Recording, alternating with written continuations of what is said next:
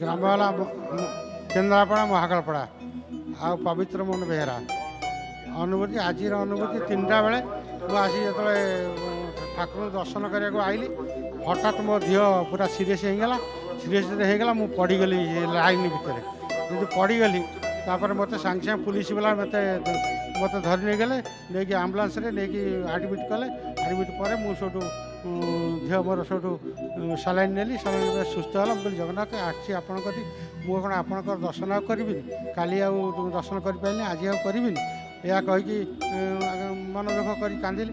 ତାପରେ ସେ ସାଲାଇନ୍ ମୋତେ 6ଟା ବେଳେ ସାଲାଇନ୍ କାଢ଼ି ସାରିଲା ପରେ ସେଇଠୁ ମୁଁ ଆସିକି ଏମିତି ସୁରୁଖୁରୁରେ ଗଲି।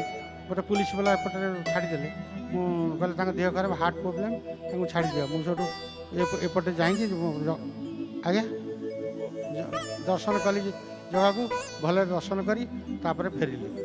ଫେରିକି ଆସି ଅବଢ଼ା ଖାଇଲି, ଅବଢ଼ା ଖାଇକି ଆସି ପୁଣି ଏଠି ଆସି ଆପଣଙ୍କ କତିରେ ପହଞ୍ଚିଲି। ତାପରେ ଆଜ୍ଞା ହଁ ସକାଳେ ଦେଖେଇ, ହଁ ସନ୍ଧ୍ୟାବେଳେ ଟିକେ ଦେଖେଇ।